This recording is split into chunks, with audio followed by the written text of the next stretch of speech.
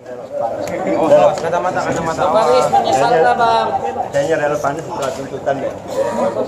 Baru bisa ada tanggapan gitu. Kalau sekarang baru pemeriksaan kayaknya masih saksi-saksi. Alhamdulillah aktivitas normal, ada baca. Bang Baris, ini udah yang keempat kali yang menyesal nggak bang? Tangga. Harus tangga Pak. Kameramen tangga awas. Pintu.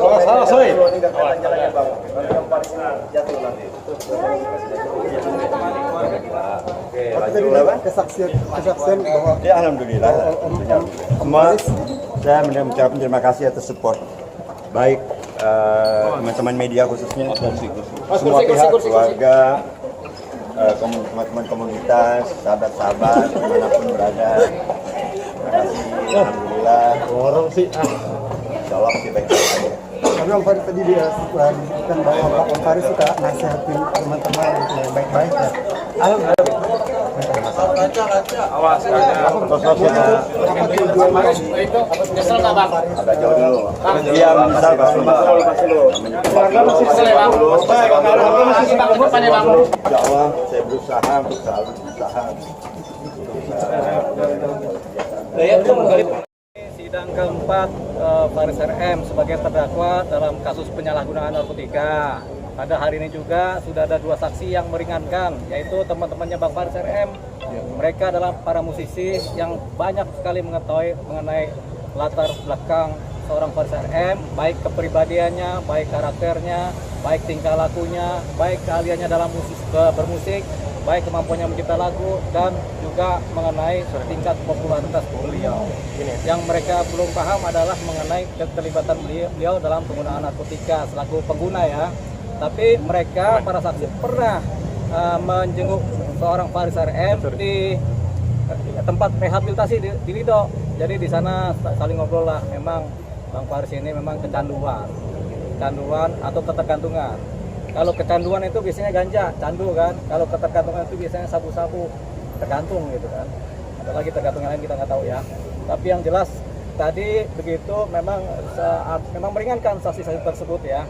Yang kedua, ini kan sudah mulai ada di persidangan fakta-fakta bahwasanya memang Bang Faris RM ini hanyalah sebagai pengguna. Karena untuk dicari sebagai pengedar nggak ketemu, bukti-bukti saksi-saksi memang nggak ada begitu. Jadi memang dia adalah pengguna, terbukti dengan adanya tindakan membeli barang ini, narkotika ini kepada pihak lain kan gitu. Jadi dia hanyalah sebagai pengguna. Ini satu persoalan. Karena negara kita, kebanyakan negara kita ini kan sudah banyak tempat-tempat rehabilitasi terhadap penyalahgunaan narkotika atau korban-korban atau orang yang kecanduan narkotika kan. Jadi tempat rehabnya di rumah sakit A, B, C, D, di Lido juga ada pusatnya kan, rehab. Jadi tujuannya rumah sakit rehab itu, tempat-tempat rehab tujuannya adalah supaya para pengguna itu tidak dipenjara, tidak disidang di penjara, tapi mereka langsung direhab supaya sembuh. Kenapa? Kalau mereka para pengguna narkotika di penjara, bukannya sembuh malah tambah gila, begitu. Jadi memang harapannya dibikinlah tempat-tempat rehab ini supaya ada tempat pemulihan dari ketergantungan narkotika, pemulihan dari ketergantungan kecanduan. Jadi itulah fungsinya. Makanya kebijakan negara, siapapun yang menggunakan narkotika sebagai pengguna itu sekarang dianggap sebagai korban, dan ketika pun tertangkap sebagai pengguna seharusnya langsung direhab, bukan disidang. Nah persoalannya ini kan seorang Faris RM disidang sebagai pengedar, makanya terjadilah persidangan. Padahal sebenarnya kalau lebih teliti dia hanya menggunakan, terbukti di persidangan dia hanya menggunakan.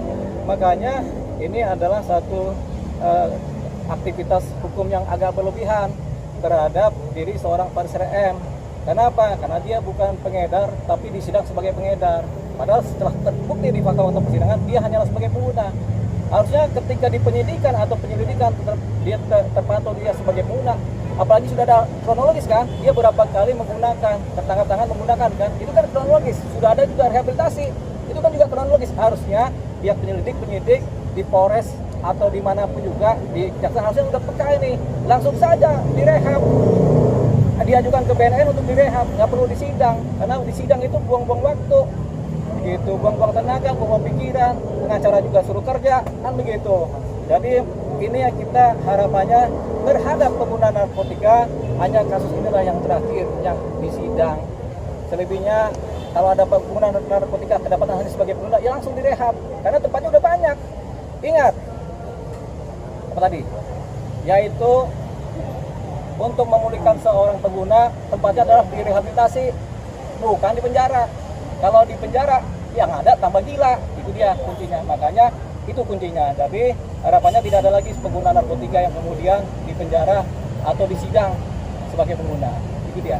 Karena negara punya kebijakan seperti itu sekarang ini. Tapi udah mengajukan rehab belum? Nah, akan mengajukan rehab dengan cara melalui pembelaan. Dalam pledoi kita nanti kita akan mengajukan permohonan rehabilitasi terhadap seorang Faris RM. Kenapa? Karena dia hanya sebagai pengguna rehab. Rehab ini nggak sekali rehab langsung sembuh loh. Masih ada 10 sampai 50% tingkat kecanduannya di kepala. Nah, ini juga harus direhab lagi. Mungkin 2-3 kali rehab ini seorang Faris RM karena sudah lama kecanduan kan. Gitu. Kita juga kalau kecanduan juga rehabnya bisa 10 kali kalau kita mah. Ya. Oke. Terdakwa ini menggunakan narkotika atau apa? Ya. Opsi 2 ya, bersahabat atau berteman atau berprofesi bareng dengan terdakwa ya. Apakah ada gelagat-gelagat terdakwa dari muda menggunakan narkotika atau apa yang saudara tahu ya? Apakah dalam satu acara latihan atau membuat musik itu ada apa tidak sih? Hingga tahun 2004 kita bertemu, saya belum pernah tahu. Kan saudara tahun 92 sudah berpakat, tapi bareng hanya kenal, sebatas kenal, tapi kita belum bekerja sama dalam satu profesi. Nah, setelah berprofesi, saudara ada nggak waktu latihan itu terdakwa ini menggunakan narkotika atau apa gitu? Ada? Saya tidak pernah tahu. Tidak pernah. Nah, apa yang saudara tahu tentang terdakwa ini? Karena kan terdakwa ini kan dalam sejarahnya kan ada 3 kali ya tersandung persoalan narkotika. Kan? Apa yang saudara ketahui itu? Yang saya ketahui, ya beliau adalah pengguna. Ya. Ya, itu juga saya tahu dari media. Dia juga sebagai sahabat dari satu pekerjaan. Saya juga pernah mengurus beliau dari menjalani misalnya. Jadi saudara akhirnya tahu bahwasanya yang bersangkutan terdakwa adalah pengguna. Yang kedua pernah rehabilitasi. Tahun berapa itu rehabilitasi yang saudara tahu terdakwa itu?